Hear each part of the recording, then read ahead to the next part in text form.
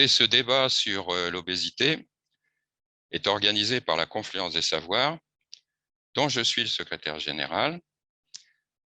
La Confluence des Savoirs a été créée il y a 19 ans par des fondations lyonnaises en partenariat avec le Musée des Confluences et l'École normale supérieure de Lyon pour croiser sur des sujets de société des regards de scientifiques et d'artistes. Pour ce débat sur l'obésité, nous franchissons un pas supplémentaire, puisque un artiste, photographe, des médecins et des patients ont œuvré ensemble pour créer une exposition photographique sur le thème du corps gros.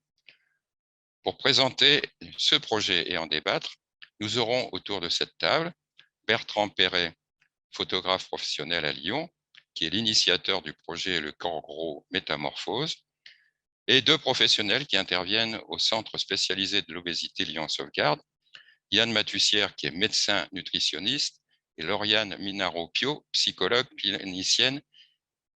Avant que Bertrand Perret nous présente son projet, je propose que Yann Matussière présente succinctement ce qu'est le Centre spécialisé de l'obésité Lyon Sauvegarde.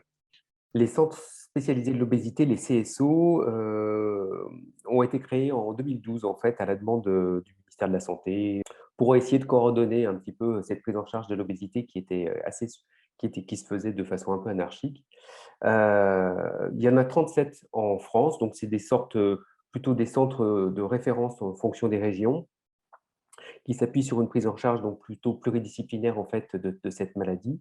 Hem Et qui a aussi comme deuxième mission, de référencer un peu les gens qui s'occupent, de patients souffrant d'obésité et d'essayer de créer un peu, un maillage, un lien donc pour que le patient puisse de façon plus facile voir qui sont les bons interlocuteurs à rencontrer et surtout essayer de créer un lien entre ces acteurs de santé. Voilà. C'est un projet que j'avais dans la tête depuis plusieurs années eh bien, j'ai franchi le cap donc en 2019 avec une intention assez claire hein, qui était de lutter contre les clichés de notre société, les images assez critiques vis-à-vis des corps gros. C'est-à-dire que c'est soit des corps qu'on ne voit pas, on n'a pas l'habitude de voir, notamment dans les médias, dans les films, dans les émissions, c'était quelque chose d'assez rare en fait, c'était comme si ces corps devaient rester cachés, assez invisibles, alors même que finalement ils prennent de la place, c'était un peu le paradoxe. Et ben, j'avais envie d'aller à l'encontre de ce phénomène, de cette habitude, aller à l'encontre de ce regard critique que les uns et les autres pouvons porter sur les corps gros, et essayer de les mettre en valeur, les rendre visibles, les rendre les plus beaux possibles, de façon à ce qu'ils puissent être vus, éventuellement admirés par d'autres. Donc vraiment une volonté de contribuer à un changement du regard de la société sur ces corps. Ça me paraissait important, et il se trouve qu'en fait, au moment où je l'ai fait, au moment où j'ai lancé le projet, c'était une démarche qui était finalement pas très fréquente. Et puis, depuis, j'ai vu régulièrement des campagnes de publicité intégrant des personnes obèses. J'ai vu des unes de magazines qui présentaient des corps gros et puis qui faisaient un sujet sur cette question de l'obésité. Il y a eu des émissions qui sont sorties. En tout cas, il se trouve que j'ai été pris dans un mouvement assez large et qui rejoint une tendance de la société à être de plus en plus inclusive, en tout cas j'espère. Et j'étais convaincu qu'en fait, les corps gros étaient beaux et qu'il fallait montrer cette beauté. Il fallait juste prendre le temps d'être attentif, de les regarder, d'avoir confiance en soi, en eux, pour que la beauté émerge. Et c'était voilà, assez passionnant, et surtout passionnant d'accompagner les personnes elles-mêmes qui souvent portent aussi un regard critique sur leur corps, sur leur propre corps, et du coup d'être celui qui en face a parfaitement confiance dans le fait que ce corps sera magnifié et sera admiré. Donc moi j'ai beaucoup, enfin dans ce projet ça m'a énormément touché d'être oui, un des partenaires, un des appuis sur lesquels ces personnes peuvent se reposer pour se dire eh ben ouais, je mérite d'être regardé, je mérite d'être mis en avant autant que toute autre personne. Voilà le point de départ du travail. Et ce qui était intéressant, c'est que je ne me suis pas donné d'objectif esthétique. Je ne me suis pas dit, je vais me centrer sur tel aspect de l'obésité. J'aurais pu travailler que sur des détails du corps, j'aurais pu travailler que sur des corps dans le paysage. Non, j'ai vraiment choisi d'inventer à chaque fois avec les personnes. C'est-à-dire que je ne voulais pas imposer mon regard et uniquement mon regard sur eux. Je souhaitais qu'ils soient acteurs aussi de la démarche et qu'ils puissent me dire ce qu'ils avaient envie de montrer, ce qu'ils avaient envie de cacher, est-ce qu'ils avaient envie d'être anonymes, de rester anonymes, qu'on ne voit pas leur visage, est-ce qu'ils avaient envie au contraire d'affirmer qui ils sont et d'être reconnus en tant qu'eux-mêmes, en tant que personnes. Je voulais savoir s'ils souhaitaient être photographiés dans un environnement neutre, avec un studio de photos, ou au contraire s'ils souhaitaient choisir un décor qui les représente. Voilà, donc c'était toujours en fait un travail partenarial de discussion pour savoir qu'est-ce qu'ils avaient envie d'exprimer, quelle intention ils avaient envie de faire passer à travers la photo. Et ça, ils étaient vraiment... Enfin, moi, j'ai en tout cas essayé de les rendre les plus décideurs possibles de ces choix, qui sont à la fois des choix d'expression personnelle, puis en même temps des choix artistiques. Donc, il y avait forcément un dialogue, puisque moi, après, je pouvais aussi les orienter, les inciter à tel ou tel choix. Mais ils étaient quand même vraiment aux commandes. Et je pense que pour un projet comme ça, c'est particulièrement important, parce que ça touche à des notions d'image, de pudeur, de complexe. Et donc, je trouvais nécessaire voilà, qu'ils soient les principaux décideurs. J'ai reçu beaucoup d'encouragement à mettre en place ce projet. Quand je l'ai proposé, donc, j'ai eu l'idée, en fait, pour être mise en contact avec des personnes obèses, j'ai eu l'idée de le proposer à des centres spécialisés de l'obésité, qui sont directement en relation avec ces patients. Et j'ai reçu un magnifique accueil, notamment donc, du centre spécialisé de l'obésité de la Sauvegarde. Une réunion a été mise en place avec l'ensemble de l'équipe médicale, qui comprend des médecins, diététiciens, des psychologues, des psychiatres, des chirurgiens, bien sûr. Et voilà, il y a eu une écoute vraiment très attentive et très bienveillante, que j'ai énormément apprécié, et je me suis vraiment senti porté pour mettre en place ce projet, et avec beaucoup de liberté. C'est-à-dire qu'à aucun moment, il y a eu la volonté d'infléchir le projet dans un sens ou dans un autre, et ça, pour moi, c'était extrêmement précieux. De la même manière, j'ai reçu le soutien du groupe Apicil, qui a été très sensible à ce projet et à son intention d'inclusion. Et vraiment, c'est ces deux partenaires qui ont rendu la chose possible. Sans leur aide, il n'aurait pas existé, c'est évident. Dans le déroulement du projet, on a mis en place en fait une sorte de petit protocole où ce sont les psychologues du centre spécialisé qui informaient les patients de l'existence du projet et qui leur proposaient d'y participer, si ça avait du sens pour elles, pour eux. Et donc, j'ai été mis en contact de cette façon avec les patients. Et ensuite, on construisait la séance photo. Voilà, avec une proposition que je leur faisais d'une douzaine d'ateliers, je les ai appelés comme ça, des ateliers, c'est-à-dire des sortes d'expérimentations, des sortes de jeux que je proposais à ces personnes. Donc, une douzaine de thèmes parmi lesquels ils pouvaient choisir celui qui leur convient le plus. Et ils pouvaient aussi être libres de faire des propositions en complément si ces thèmes ne leur parlaient pas et par contre, ils avaient une intention vraiment personnelle à mettre en place. Ces thèmes, c'était par exemple je me cache pour mieux me montrer.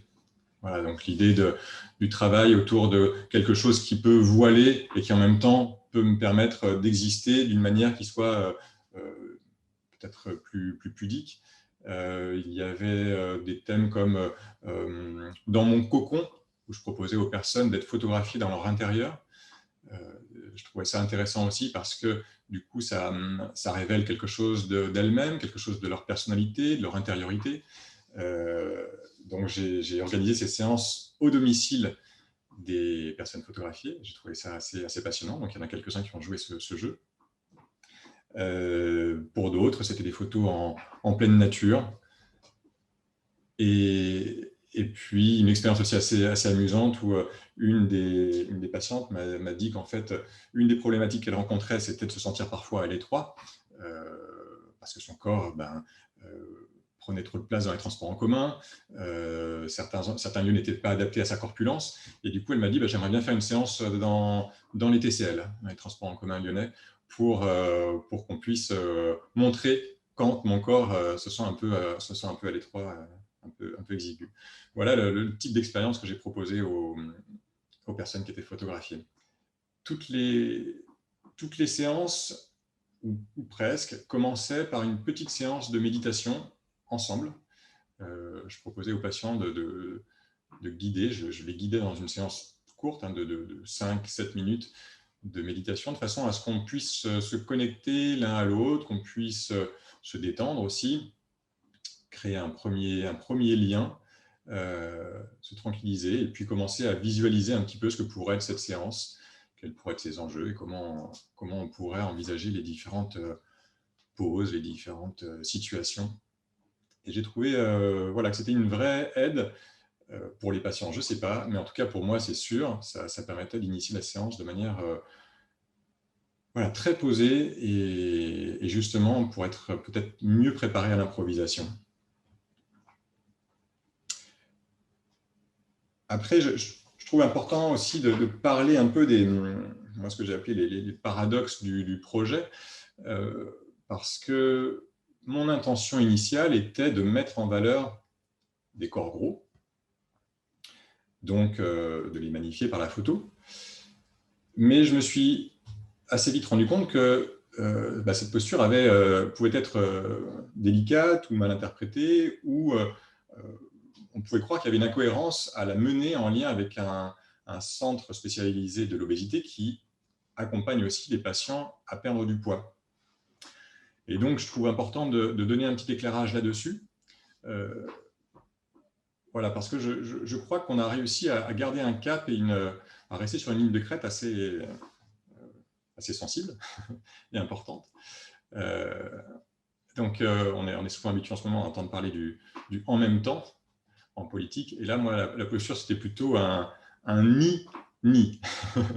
Je ne voulais ni faire la promotion des corps gros et de l'obésité de façon un peu, ça aurait pu être fait de manière un peu naïve, en niant les difficultés qui sont liées à l'obésité. Mais les difficultés sont réelles. On n'est pas obèse sans conséquences. Il y a des conséquences au niveau de la santé, une souffrance, un certain mal-être, une souffrance physique, parfois des comorbidités. Donc, il s'agissait d'être prudent là-dessus et de ne pas faire l'apologie de l'obésité. Et c'est pour ça que le projet montre à certains moments des faces plus sombres, la cellulite, par exemple, les bourrelets, des bleus liés à des opérations, des cicatrices. Des aspects qui sont durs dans ce parcours de l'obésité. Bien sûr, il ne s'agit pas de faire l'apologie de la minceur, ça aurait été une contradiction totale, et ni de faire l'apologie de la chirurgie bariatrique, puisque sinon, ça voulait dire que je me trahissais d'une certaine façon, je ne mettais pas en valeur les corps gros, mais je mettais en valeur l'amincissement, et ce n'était pas du tout mon projet initial. Et je suis vraiment heureux d'avoir été complètement respecté dans cette démarche, notamment par la clinique et par le centre spécialisé de l'obésité, qui à aucun moment n'a cherché à ce qu'on voit des résultats de la chirurgie, à aucun moment n'a cherché à ce qu'on voit l'amincissement, peu importait, et pour la clinique et pour moi. L'idée était vraiment de mettre en valeur le corps tel qu'il est, au moment où je photographie, sans objectif de résultat, sans volonté de montrer un amincissement. Donc j'ai essayé de tenir cette ligne un peu exigeante, mais je crois que c'était important d'un point de vue moral avant tout. Alors, d'un point de vue esthétique, c'est un foisonnement de photos très diverses, mais au moins, il y a cette ligne qui, à mon avis, a été tenue. Merci Bertrand. J'ai proposé à Yann Matussière et Lauriane Minaro-Pio de réagir. Je vais rebondir un petit peu sur le…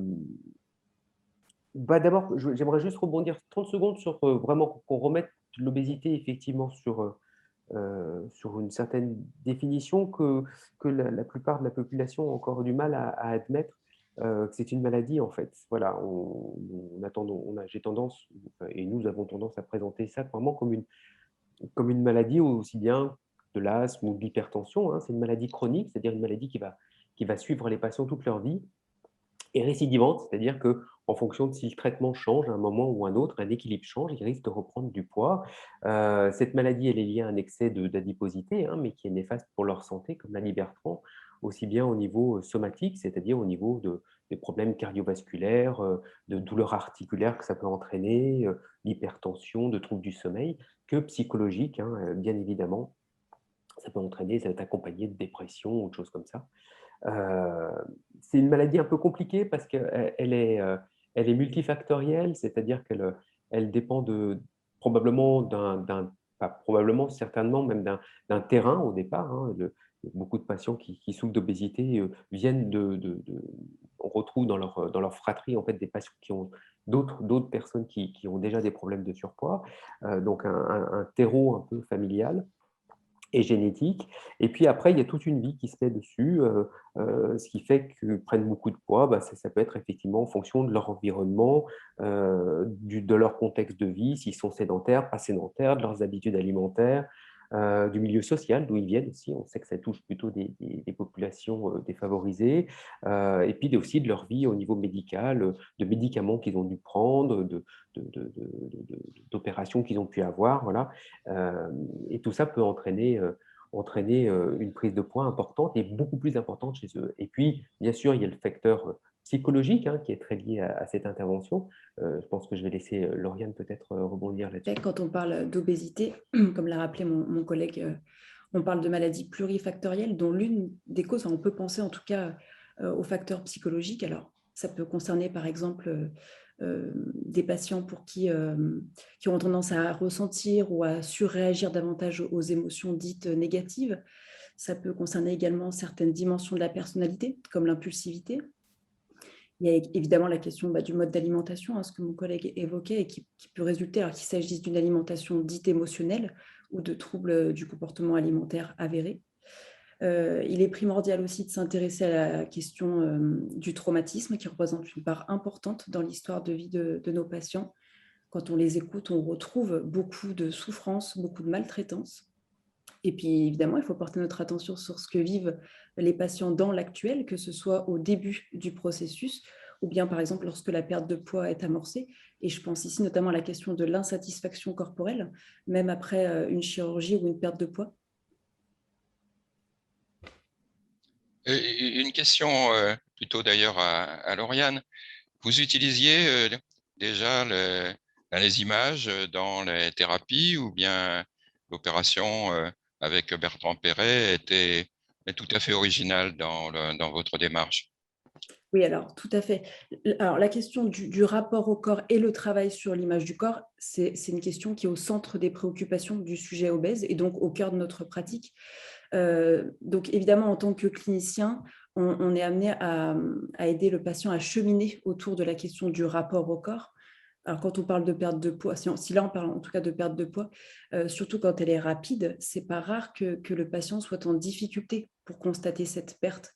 Alors, il peut par exemple sentir que ses vêtements sont devenus trop amples, mais pour autant, quand il se regarde dans le miroir, il se voit tel qu'il était avant la perte de poids. Donc, le fait de travailler avec des photos, c'est déjà quelque chose qui était au cœur de ma pratique en l'occurrence, mais je crois que c'est au cœur de la pratique des médecins aussi. Et ça nous permet de verbaliser ensemble autour de cet avant-après, ou en tout cas d'être dans quelque chose de plus descriptif. En tout cas, c'est un véritable outil. Permet de rebondir, oui, c'est ce qu'on avait discuté et mis en place. C'est déjà un outil qu'on essayait de mettre en place avant que Bertrand nous rencontre, une sorte d'outil un peu de médiation où on conseillait aux patients en fait de prendre des photos un peu comme ils voulaient en fait avant l'intervention, et puis au fil du temps, au fil de leur amaigrissement, de refaire de temps en temps des clichés et de comparer ces clichés, ce qui permettait de s'ancrer sur plusieurs choses parce que Souvent les patients en fait quand ils sont concentrés beaucoup sur le poids en fait et uniquement sur leur poids et on leur répète souvent que vous n'êtes pas un poids, vous êtes une personne, donc concentrez-vous aussi sur votre personne et le fait de se concentrer sur cette image, on s'écarte un peu justement de cette valeur des fois un peu, du poids et de la balance qui est un petit peu, dictatoriale, j'allais dire. Et ça leur permet d'un peu plus de s'ancrer, voilà, sur leur image et sur leur personne aussi d'ailleurs, hein. Je trouve que ça c'est un bon moyen, enfin, je pense qu'on en reparlera peut-être après avec Bertrand, mais de cette image, et de leur personnalité, voilà, ça sur le moi en fait, et pas juste sur une un poids ou une valeur de poids. Donc oui, oui, c'est quelque chose qu'on utilisait déjà un petit peu, mais je pense que le travail de Bertrand n'a fait que renforcer en fait, l'utilisation de cet outil de méditation. Je fais une transition pour que vous fassiez un commentaire, donc Yann et Lauriane, hein, sur les patients, comment ils ont perçu ça et est-ce que vous avez senti une évolution entre le avant, le après l'opération? Oui, je vais peut-être rebondir là-dessus, effectivement. Quand on a proposé le projet aux patients, alors certains étaient très réticents à poser devant l'objectif, parce qu'il leur fallait accepter de mettre au centre du projet ce corps qu'ils se donnaient jusqu'à présent tant de peine à cacher, finalement. Et puis très rapidement, grâce à la confiance du photographe, les patients se sont autorisés à se dévoiler. Alors, beaucoup ont perçu ça comme un défi, une étape dans leur parcours qui leur permettait de se dépasser. La plupart d'entre eux m'ont confié que ce projet leur a permis de prendre confiance en eux. Beaucoup ressentent de la fierté, beaucoup de fierté à l'idée d'avoir participé à ce projet. Et c'était une manière pour eux de venir sublimer un corps trop souvent déprécié. Plusieurs des personnes que j'ai photographiées m'ont rappelé leur difficulté du rapport à l'image avant ce projet.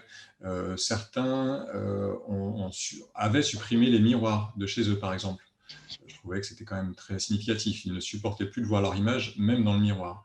D'autres, quand une photo de famille était prise, s'écartaient pour ne pas être sur la photo de famille. Ça dit bien à quel point voilà, cette confrontation à l'image était difficile et à quel point participer à un projet comme ça relevait du défi, effectivement, pour eux. Pour plusieurs d'entre eux, en tout cas.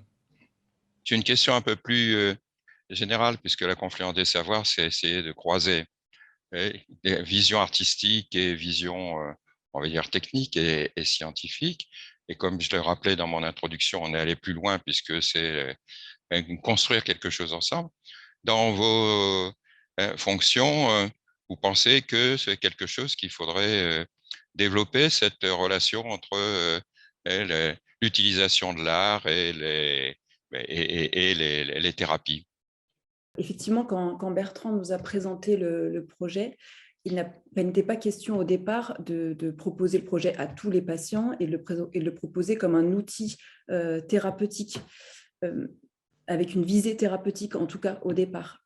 Or, nous nous sommes rapidement rendus compte des vertus thérapeutiques d'un tel projet, effectivement. Et comme on l'a dit précédemment, avec la perte de poids, le corps change. Cette perte de poids n'est pas toujours perceptive, d'autant plus quand elle est rapide. Et c'est en ça que la photo ou l'art, de manière générale, peut être un outil au service du soin, un outil sur lequel on peut s'appuyer, nous, en tant que professionnels, lors des séances avec nos patients, pour rendre compte des différentes étapes du processus ou du chemin, peu importe. Et donc, c'est une expérience qui nous invite à renforcer encore davantage notre pratique autour de cet outil, autour de l'art, peut-être oui, de manière générale, effectivement. Je pense que l'exposition donc qui va avoir lieu et peut-être même la médiatisation qu'il pourrait y avoir autour ne fera que d'aller dans le bon sens justement pour casser cette image du corps gros, voilà, l'image de la personne obèse qui est, je sais pas moi, enfin, c'est toujours assez péjoratif quand même, ça véhicule beaucoup d'ondes négatives, tout ça, cette image. Et la finalité de ce projet, je pense que, hormis l'outil thérapeutique qu'on peut avoir au quotidien, je pense que l'aura du projet va être assez porteur et assez positif pour ça. Quelque chose aussi peut-être, c'est que mon positionnement était un positionnement artistique. À aucun moment, j'ai prétendu que le projet pouvait avoir une visée thérapeutique. C'était voilà, pas le sens de ma démarche. Et c'est peut-être justement pour ça que ça avait un impact aussi pour les patients, c'est-à-dire qu'ils participaient non pas à une prise en charge pour se soigner, mais ils participaient à un projet artistique. Ils allaient être exposés, on allait faire des photos d'art. Et donc, du coup, il y avait un aspect d'autant plus valorisant qu'on on sortait du cadre du soin. Je crois que Bertrand Perret, ce serait bien de dire quelques mots sur la suite, c'est-à-dire où les photos vont être exposées et quand. Donc là, on est maintenant à peu près au terme du projet. Ça fait 2 ans et demi qu'il a débuté. J'ai fait au moins 2 séries avec chaque patient, les séries de photos étant espacées à peu près d'un an chacune, de façon à pouvoir constater voilà, le corps qui change, le regard qui change aussi parfois. Et donc, ça fait maintenant beaucoup de photos qui ont été faites. Elles sont visibles sur un site internet en ligne qui s'appelle Le Corps Gros, www.lecorpsgros.com. Et elles seront visibles à la bibliothèque du 1er arrondissement de Lyon, qui est un lieu qui propose des expositions régulièrement, et particulièrement des expositions de photographie. Cette exposition se tiendra du 1er février 2022 au 12 mars.